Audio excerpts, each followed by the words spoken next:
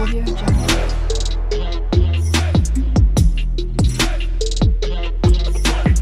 Audio Jungle. Questões comentadas, número 21.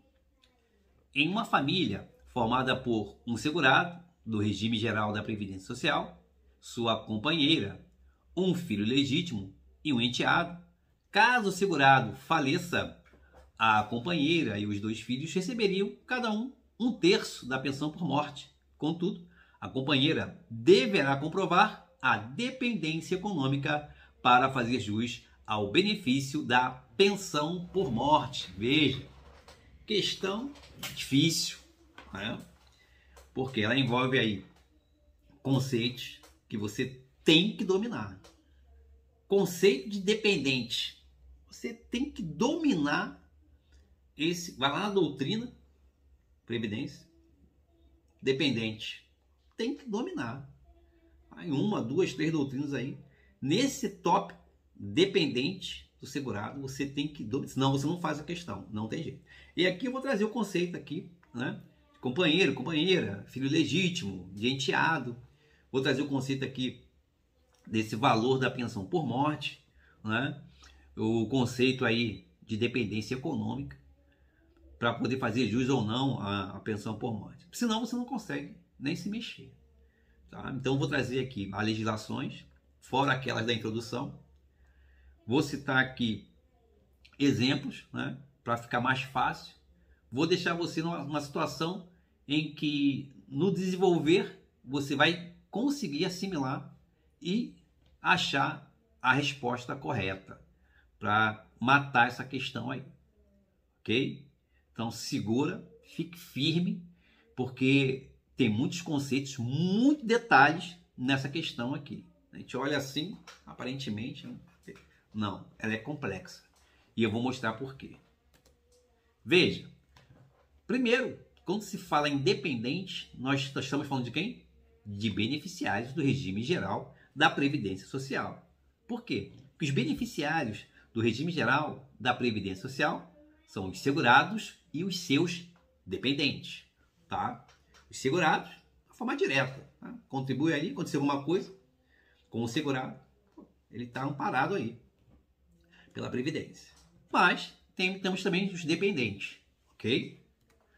Então tá aqui, ó, beneficiários do regime geral. Quem são? São os segurados e os dependentes. Bom, os segurados, eles possuem uma relação jurídica direta com o regime geral da Previdência Social. São todos que exercem atividade laborativa remunerada. Ou seja, quem trabalha, quem gera renda lícita, ele é compulsoriamente obrigado a verter, né, contribuições, a pagar, a recolher contribuições para o INSS. Tem que pagar no INSS. Ok? Já vimos isso, tanto no regime geral, tanto no regime próprio. E o segurado facultativo, que por conta própria, por vontade própria, melhor dizendo, por vontade própria, ele faz os seus recolhimentos também para pleitear alguns benefícios aí da Previdência. Ou que estão em período de graça. E os que contribuem facultativamente com a Previdência. Contribuinte de facultativo, acabei de falar.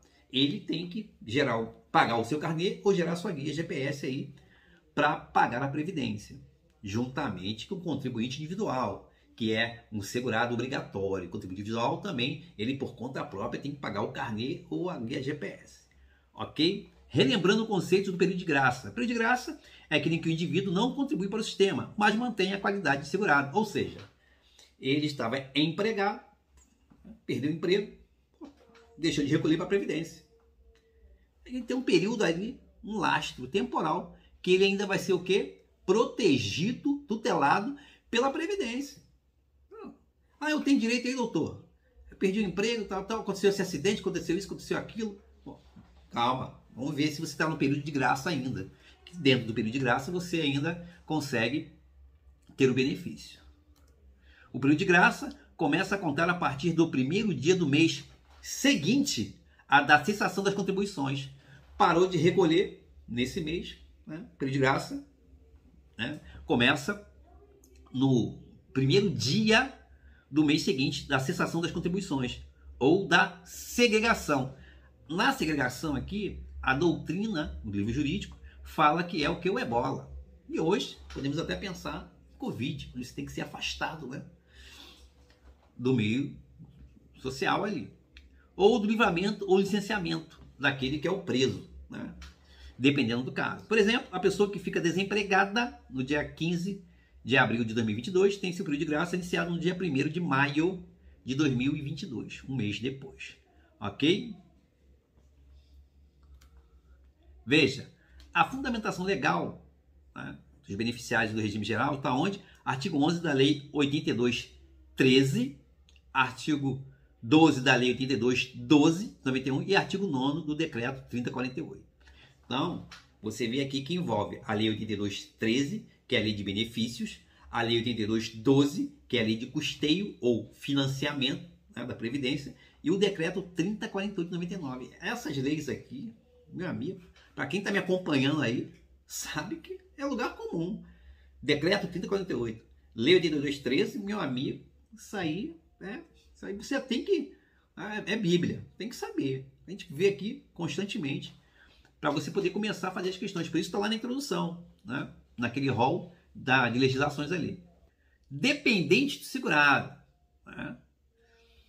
São considerados dependentes para a Previdência Social as pessoas que podem vir a receber prestações do regime geral de Previdência Social em decorrência do seu vínculo com o segurado contribuinte. Tá? Dependente, né? Esposa, filhos, ok? A fundamentação legal, artigo 16 de 76 da Lei 82.13, Lei de Benefícios, e o artigo 16 e 17 do Decreto 3048. Atualmente, os dependentes são inscritos, que é um ato administrativo, apenas no momento em que comparecem ao INSS para requerer a concessão de algum benefício. Antes, né, era o segurado que apresentava um rol de dependentes à Previdência Social para que eles tivessem direito ao benefício, né? Hoje não. Hoje os dependentes são inscritos apenas no momento que comparecem ao INSS para requerer a concessão de algum benefício. Pensão por morte, morreu, vai lá, os dependentes vão lá, né? Aí vão ser inscritos no INSS lá para fazer jus à pensão por morte. Agora veja, detalhe, você é funcionário público, né, servidor público, enfim, e sua esposa também. Se os dois descontam para a Previdência, um é dependente do outro. A mulher morreu, o homem recebe. O homem morreu, a mulher recebe. Ah, um é do regime próprio e o outro é do regime geral. Um morreu, o outro recebe. Um é dependente do outro. Tem que ter essa ideia. Os dois são do regime geral, ou os dois são do regime próprio. Um é dependente do outro. É porque a gente fica sempre sem ideia, né? O marido morreu, a mulher recebe os filhos. Calma. E se a mulher também é dependente dele? Se a mulher trabalhar, ele é dependente dela. A mulher morreu, ele recebe. Porque antes não era assim. Muito tempo atrás não era assim.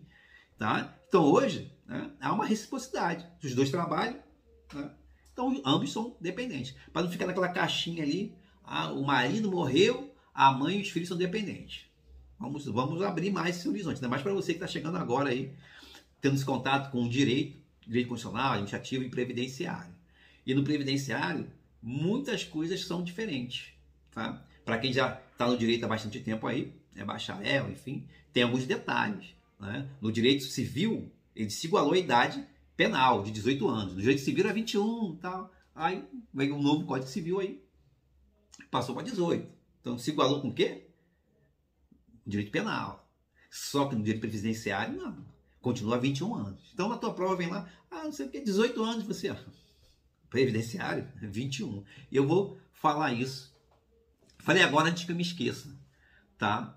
Então, no Código Civil de 16, a maioridade penal era 21 anos. Né? Então, depois mudou para 18 anos. Só que você está chegando agora no direito previdenciário, você tem que ter alguns detalhes. Eu tenho que sempre lembrar desses apontamentos aí, para você não cair numa casca de banana da grossa.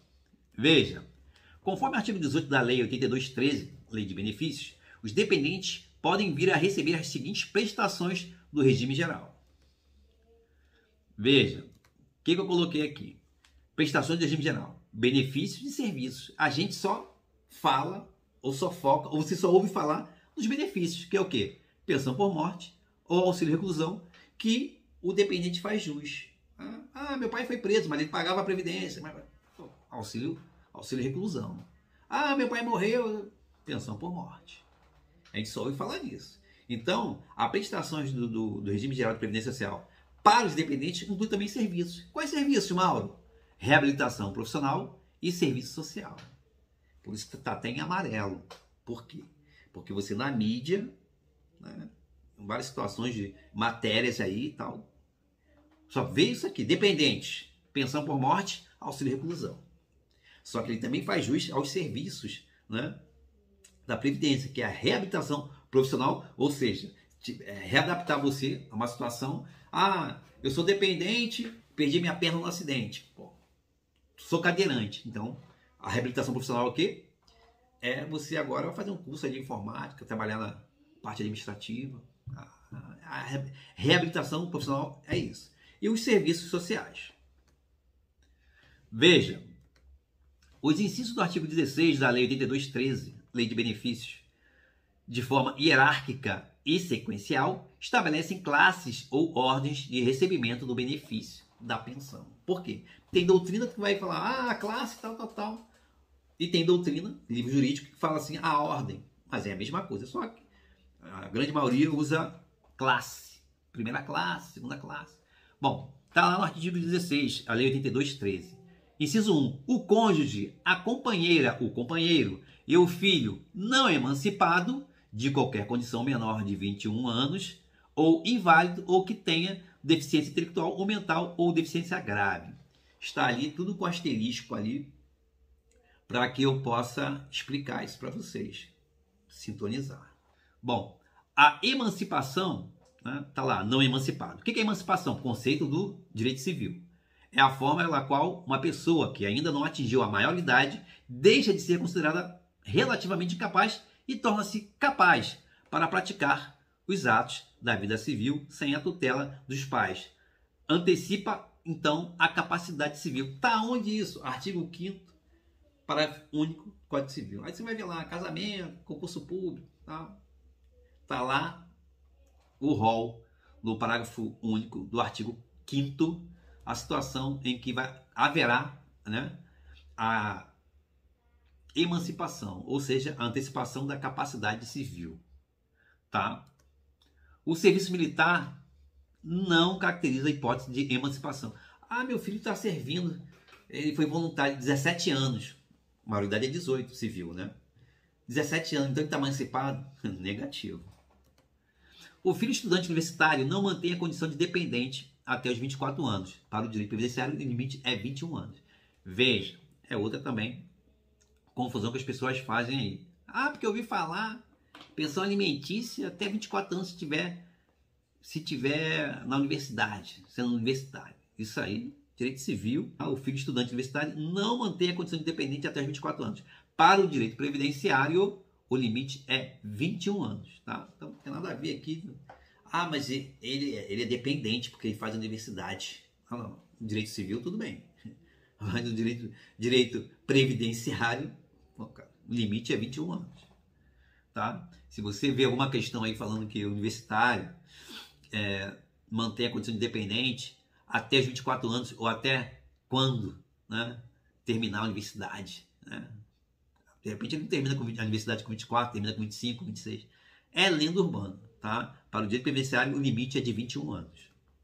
No caso de invalidez, deficiência intelectual ou mental ou deficiência grave de filhos ou irmãos, a condição de dependente é conservada ainda que ultrapassados os 21 anos.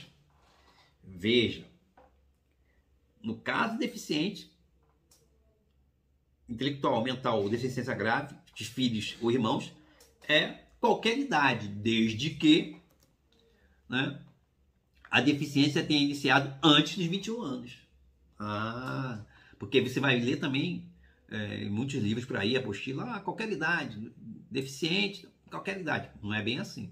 Desde que está lá, artigo 3048 de 99, é preciso que a deficiência tenha iniciado antes dos 21 anos de idade, para que o filho, irmão inválido, deficiente, faça jus ao benefício e continue recebendo, mesmo depois de 21 anos, conforme o artigo 108, juntamente com o artigo 17, parágrafo 1º do citado decreto 3048. Veja, Vamos a ele. O filho, o irmão, o enteado e o menor tutelado, desde que comprovada a dependência econômica dos três últimos de quem? Irmão, enteado e menor tutelado tem que comprovar a dependência econômica. O filho não precisa, porque ele é presumida, tá?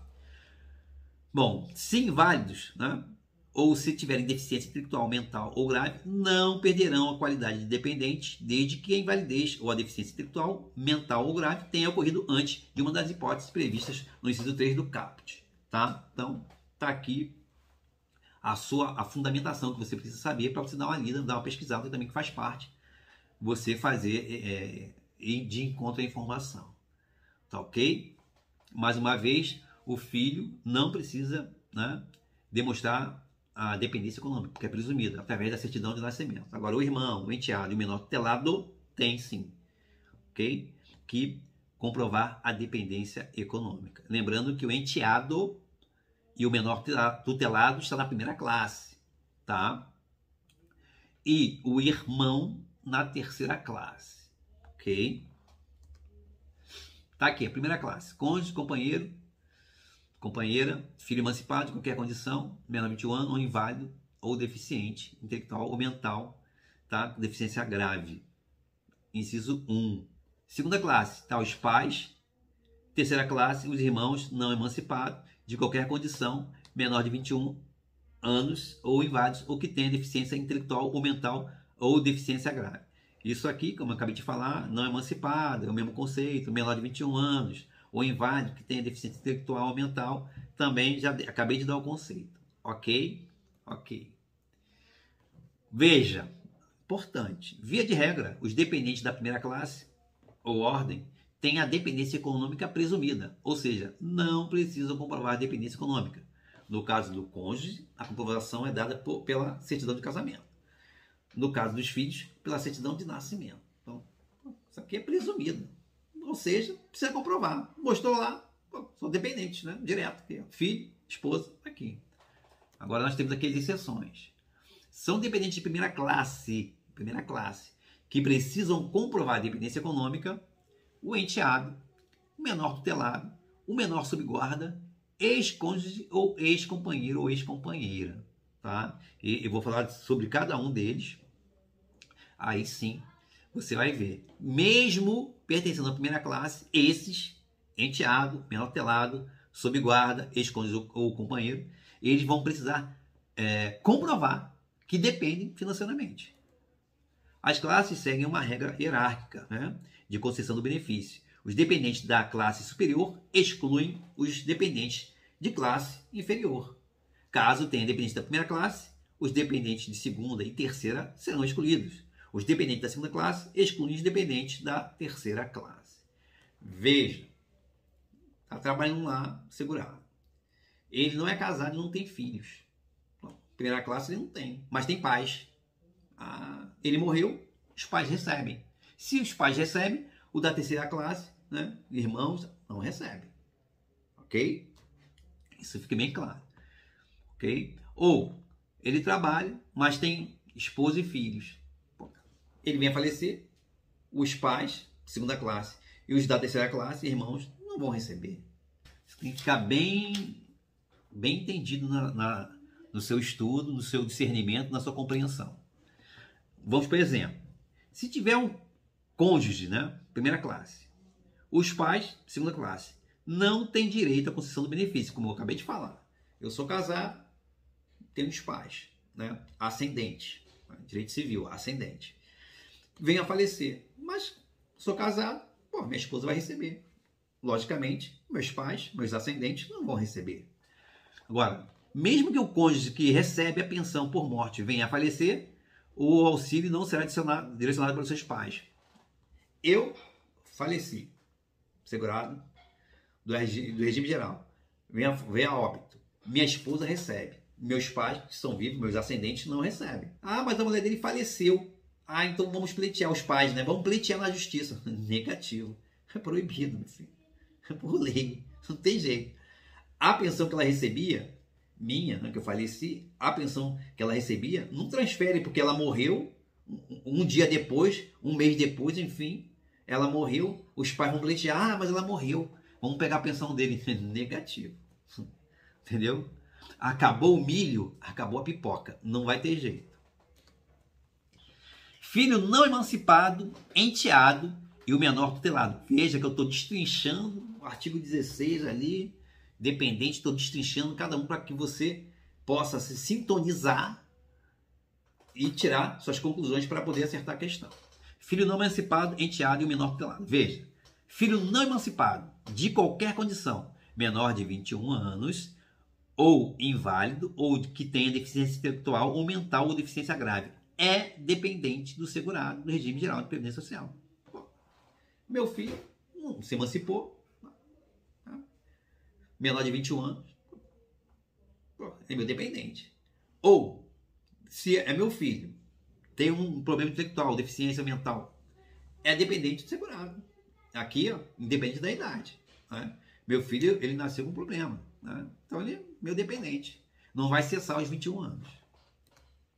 Para fins previdenciários de recebimento de benefícios previdenciários, o enteado e o menor tutelado equiparam-se ao filho, desde que comprovem a dependência econômica, tá? No caso do filho, não precisa porque é presumida. Basta apresentar o quê? A certidão de nascimento. E a questão fala de quê? Enteado, tá? Então, o enteado e o menor tutelado, tá sob a tutela do segurado, eles vão ter que provar, demonstrar o quê? A dependência econômica para poder receber a pensão. O menor sob guarda, tá? Já esteve nesta relação, mas a Lei 9.528 de 97 alterou a Lei 82.13 de benefício para excluí-lo, contrariando o Estatuto da Criança e do Adolescente em seu artigo 33, parágrafo 3º, que diz o seguinte: a guarda confere à criança ou adolescente a condição de dependente para todos os fins e efeitos de direito, inclusive previdenciário. Veja aqui um conflito de legislações, né? A Lei 95.28 de 97 alterou a Lei 82.13 de benefício, excluindo o que vem previsto no ECA. Né? O que reza o ECA no artigo 33, parágrafo 3º. Pô, cara, o ECA é uma lei específica. Por que específica? Porque ela trata de criança e de adolescente. Então, o STJ consolidou o entendimento de que o ECA é a norma especial a esse respeito, razão pela qual os menores sob guarda deveriam integrar a relação de dependente para fins da pensão por morte. Por quê? Porque bateu lá aonde? No STJ. O STJ chegou e falou: não, peraí, vamos ver aqui. O ECA é uma norma especial. Então, razão pela qual os menores sob guarda deveriam integrar, sim, a relação de dependente para fins da pensão por morte. Quando vem essa decisão do STJ, quem pleiteou na justiça, de repente, conseguiu ganhar o benefício. Mas a emenda constitucional 103 de 19, que é a da reforma da Previdência, né, 12 de novembro de 2019, superou o entendimento do STJ e define agora que o status de norma constitucional, que apenas o enteado e o menor tutelado poderão ser equiparados a filho, excluindo novamente o menor sob guarda, conforme o artigo 23, parágrafo 6º, tá? Lembrando que a emenda constitucional 103, tá, tem status de norma constitucional. Então, o parágrafo 6º do artigo 23 diz o seguinte, da emenda constitucional: equiparam-se a filho para fins de recebimento da pensão por morte especificamente, tá? Tá aqui, ó. Filho, recebimento de pensão por morte, exclusivamente o enteado e o menor tutelado, desde que comprovado o quê? A dependência econômica. Então, a emenda constitucional 103 de 19 botou o quê? Uma pá de cal. Morreu o assunto. Não. Quem recebeu, recebeu. Depois da emenda, não recebe mais. Tá? Quem pode mais, chora menos. Ok? Casamento, união, estável e concubinato. Por que esse tema? Porque a questão fala de companheira. Tá? Quando falou companheira, já sabe que temos uma união estável. Tá? Quando falar cônjuge, casamento no civil. Tá? Caso no civil. Tá? A Constituição da República Federativa do Brasil, de 88, equiparou os direitos entre homens e mulheres, motivo pelo qual a Lei 82.13, Lei de Benefícios, não faz diferença de gênero. Tá? No artigo 16, inciso 1, tanto o homem como a mulher se beneficiam da presunção de dependência do ou da parceiro, parceira, segurado, segurado, enquanto durar o casamento ou a união estável. Em regra, extinto o relacionamento, cessa também a dependência econômica. Como eu falei, eu posso ter um trabalho, carteira assinada, e minha esposa ter o trabalho dela. Pô, se ela morrer, eu recebo. Se eu morrer, ela recebe. Tá? Via de regra, cessa a dependência econômica, né, extinto o relacionamento. Excepcionalmente, o cônjuge divorciado ou separado, de fato, poderá concorrer em igualdade de condições com os dependentes do inciso 1, primeira classe, se estiverem recebendo ou tiver direito a receber o quê? Pensão alimentícia. Está onde? Súmula do STJ 336, que diz o seguinte, abre aspas, a mulher que renunciou aos alimentos na separação judicial tem direito à pensão previdenciária por morte do ex-marido, comprovada a necessidade econômica superveniente. Tá? Então ela vai ter que comprovar aí, né, a sua dependência econômica aí, ou se estiver recebendo pensão alimentícia. Tá? Ou tiver até direito a receber, né, pensão alimentícia. No caso aí, divorciado, separado de fato. União estável versus concubinato também. Eu tenho vídeo aí no canal falando sobre isso. Sobre união estável, concubinato. Né? Só você baixar aí. Mas é um conceito da onde? Do direito civil. Né? Que repercute aqui no previdenciário. União estável, temos indivíduos livres, desimpedidos, solteiros, divorciados, viúvos, que não se casam, tá? Cartório civil lá, por falta de interesse. Atualmente, o tratamento dado pela lei à união estável é semelhante ao conferido ao casamento civil. O que acontece? Quando essa união estável aí, pessoas livres e desimpedidas, precisam demonstrar que vivem em união estável, né, comprovar materialmente, eles vão lá no cartório. Quero fazer aqui uma união estável. Paga uma taxa aí, R$80, 90, enfim. E tem lá, união estável. Ou tem uma união estável de fato. Né? Endereço comum, uma vida social pública, né? Todo mundo sabe. Fulano casado com fulano, fulano mora com fulano. São casados. Não sei se é no papel, mas são casados. Quer dizer, você, né? Socialmente, todo mundo sabe que você vive com uma pessoa ali. Né? Usa aliança e tudo, é casado. Só não sabe dizer se é, né, registrado no cartório. Mas, quando a pessoa precisa, o casal precisa, né, de repente, por algum motivo, compra e venda alguma coisa, vão lá e faz lá. Mas tem união estável de fato. Né? Todo mundo sabe. Você vive ali, endereço comum, enfim, é fácil até de provar. Redes sociais. Concubinato. Aqui que está o problema. Temos relações não eventuais, quer dizer, a pessoa bate o ponto lá direto, né? Bate o ponto entre um homem e uma mulher, impedidos de casar. Ou seja, existe uma família formal, né, estabelecida, tanto num casamento cartório, né, registro civil, ou uma união estável, tá? E uma relação extraconjugal, paralela, tá? Que impede o casamento. Porque no direito brasileiro, a bigamia é crime, está lá previsto no Código Penal. Então, quer dizer, concubinato vai ser difícil, né, as pessoas receberem. Ainda tem gente que recorre na justiça aí. Que eu vou explicar e vou dar exemplo. Nas relações de concubinato, a legislação e a jurisprudência não reconhece o vínculo de dependência previdenciária. Ou seja, não faz jus. E eu vou dar o exemplo para ficar mais fácil. Exemplo, um segurado, podendo ser representante comercial, caminhoneiro, um militar que mora no município, mas tira serviço em outro, durante anos, 4 horas de viagem, aí fica lá no final de semana, 4 dias, 5 dias, 10 dias lá, naquele posto policial lá, de uma cidadezinha ali próxima dele, 4 horas de viagem, 5. Aí fica lá 4, 5 dias e volta. Aí fica nessa aí durante anos. Né? É o exemplo que eu estou dando aqui. Que sustenta 2 famílias por um bom tempo, sendo uma por casamento e outra por concubinato, porque ele não pode casar, já é casado. Né? Vem a falecer. Ambas as famílias procuram o INSS em busca da pensão por morte. Isso aqui é normal. Isso aqui faz parte, é real. Então veja, os filhos, se houver as 2 famílias, família A, casada, formal, cartório ali, bonitinho, então, ou com uma união estável ali, e tem aqui a concubina, que também tem filhos. Os filhos serão protegidos, pois as relações com o segurado é direta. Via o quê? Certidão de nascimento. Tá tranquilo.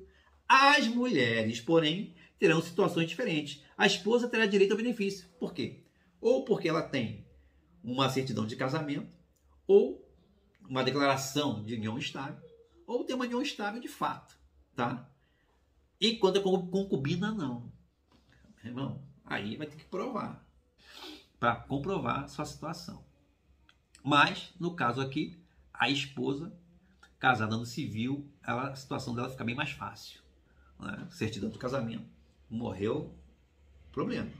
Já a união estável, se ela não tiver também a declaração, se ela tiver declaração de união estável, também acabou. A concubina, moral da história, fica sempre no prejuízo, ok? A amante, né? Concubina a gente nem usa mais esse termo, usa amante, mas no direito civil, né? Concubina. Valor da pensão por morte, porque a questão fala lá, 1/3. Né? 1/3 da pensão, como é que é isso? Vamos lá.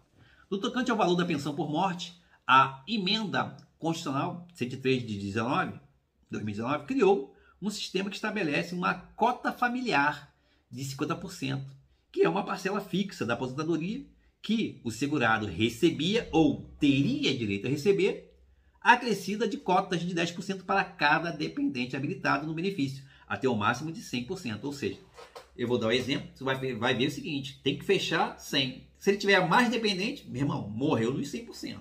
Tem que fechar 100%, já tem a cota fixa de 50%.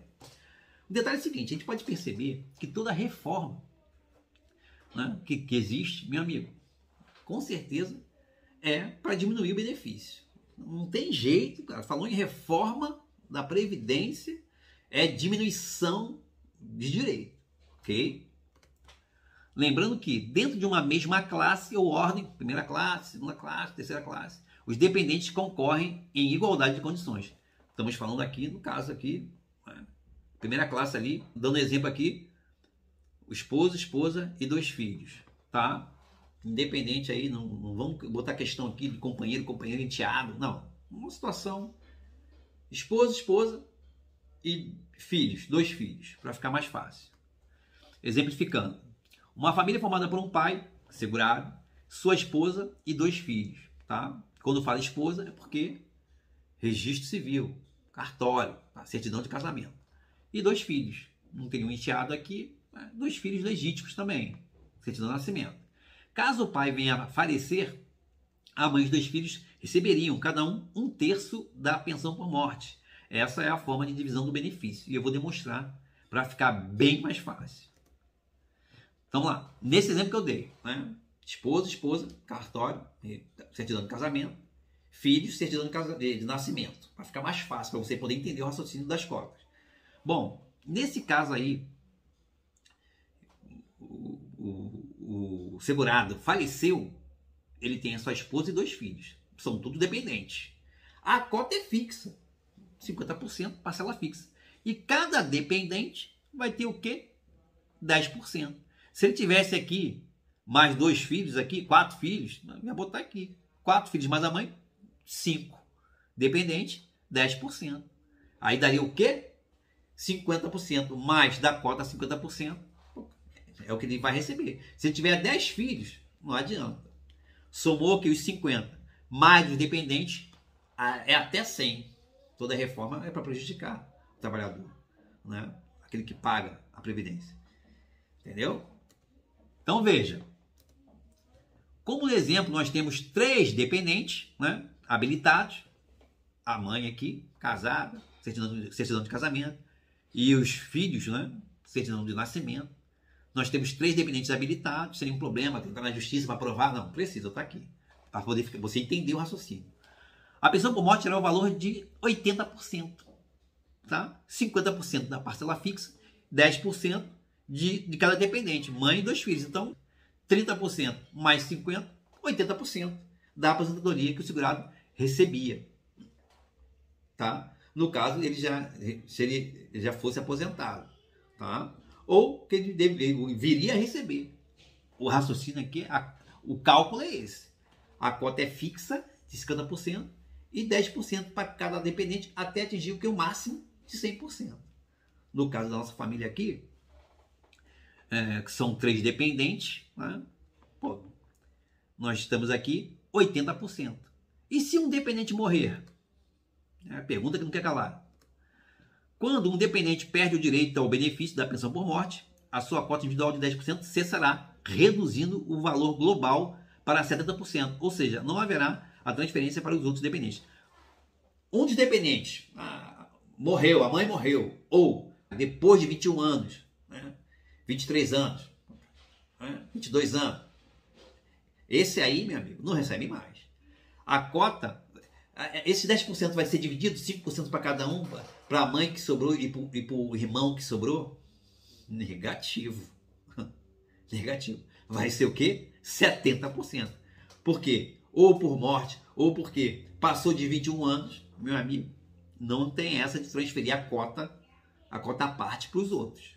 Morreu, ou então maior de 21 anos, a cota foi embora. Não tem mais jeito. Aí vai ficar o quê? 70% para quem sobrou. Prova de existência de união estável e prova de dependência econômica. Isso aqui, eu não vou nem dizer que é uma casca de banana. Meu amigo, isso aqui derruba mais de 80%. Com certeza derruba. Se você não estiver preparado, se você não tiver um bom material de estudo, se você não assiste questões comentadas, fatalmente você vai dançar nessa questão aqui fácil. Classe de dependente. Veja, primeira classe. Quem são? Cônjuge, companheiro, companheira, né? Filho não emancipado, menor de 21 anos, inválido, deficiente intelectual, que o torne absolutamente incapaz. Necessita de dependência financeira? Não. Ele precisa comprovar. É presumida. Certidão de casamento, certidão de nascimento. Beleza. Segunda classe, os pais. Precisa comprovar? Precisa. Sim, precisa. Terceira classe, irmão. Não emancipado, menor, doente mental. Tem que comprovar. Mas meu irmão é doente mental. É irmão? Tem que comprovar. Necessita comprovar a dependência econômica. Show. Comprovar. Qual o problema? Você vê isso aqui, né, na internet. Primeira classe não necessita comprovar dependência econômica. Meu irmão, nessa aí, muita gente dança. O companheiro ou companheira não faz prova de dependência econômica. Não faz. Mas faz prova de união estável. Ele tem que comprovar o quê? A união estável. Na questão diz que a companheira dele, né, tem que fazer o quê? Prova de dependência econômica. Com esse esclarecimento aqui, tu já matou a questão. Não. Ela tem que fazer o quê? Prova de união estável. Ela tem que provar que ela tem uma união estável via declaração de união estável ou, né, vive uma união estável de fato, ela vai ter que comprovar aí, né? Redes sociais, endereço comum, conta corrente em comum, né? Enfim. Bom, continuando aqui. Pertence à primeira classe, que não está aqui nesse quadro. O enteado, o menor tutelado, o cônjuge divorciado ou separado judicialmente ou de fato, que recebia a pensão de alimentos, e o menor sob guarda. Menor sob guarda, eu botei a asterisco aqui para você lembrar, né, que teve aí a emenda constitucional 103 de 19, tá? Devem o quê? Provar dependência econômica. Então, se você fizer um estudo superficial, tá? Primeira classe, não precisa provar dependência econômica. Primeira classe? Quem da primeira classe? Né? Quem? O cônjuge, companheiro, companheira e os filhos. Mas o enteado, menor tutelado, tá? Eles precisam. O cônjuge divorciado, separado judicialmente ou de fato, que recebeu pensão de alimentos, também. Né? Vão lá pleitear, desde que provem, né, a sua dependência econômica. Então veja, meus queridos, a questão fala aqui de enteado, de companheira e de dependência econômica. Tá? Essa questão está o quê? Errada. Por quê? Porque o enteado, ele também deverá provar a sua dependência econômica. Tá? Vai ter que comprovar. A companheira deverá provar a existência de quê? De união estável e não de dependência econômica. Com isso, nós matamos a questão. Espero que você tenha aproveitado. Veja esse vídeo, essa aula aí, várias vezes, porque tem muitos detalhes, né, cruciais, senão você não consegue desenrolar essa questão aí.